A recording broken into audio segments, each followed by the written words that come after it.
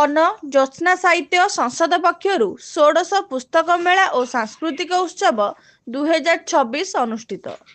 फुलबाणी ता 24/2 फुलबाणी सदर महकुमा स्थित एजे और हाईस्कूल बी टीम पड़िया ठारे गतकाली संध्या समय फुलबाणीर अग्रणी साहित्य अनुष्ठान बन ज्योत्स्ना साहित्य संसद पक्षर सभापति प्रशांत कुमार बेहेरा एवं संपादक कान्हूचरण शतपथी नेतृत्व में 34तम सो नक्षत्र उत्सव षोडश वन ज्योत्स्ना पुस्तक मेला और सांस्कृतिक उत्सव 2026 उद्घाटित हो जाइछि।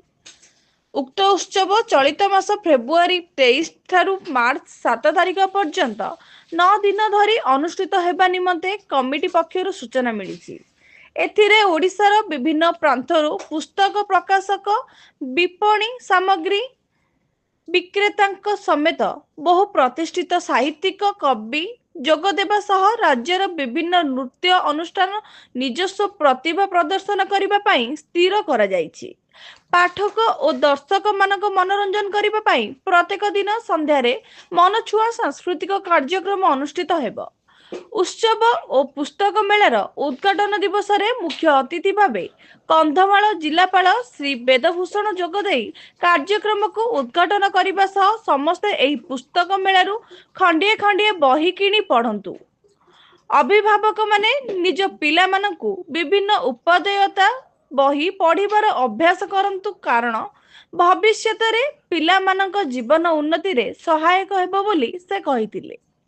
सम्मानित अतिथि भावे कंधमाल जनस्वास्थ्य चिकित्सा अधिकारी ता राज्य स्वास्थ्य विभाग निर्देशक श्री संतोष कुमार पाढ़ी जोगदे पुस्तक मनीषर बंधु, पुस्तक को छाड़ी मनीष बंची रही पारिबो नाही, पुस्तकर उपादेयता उपरे आलोकपात करथिले।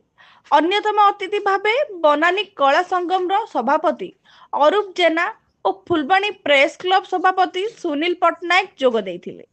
सभापति प्रशांत कुमार बेहेरा प्रारंभ सूचना प्रदान करिथिबा बेले वन ज्योत्स्ना साहित्य संसद मुख्य संपादक श्री शतपथी मंच संचालन करथिले।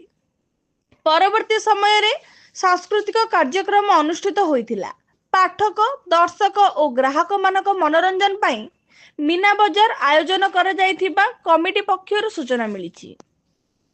ब्यूरो रिपोर्ट कलिंग समाज लाइव ओडिशा भुवनेश्वर।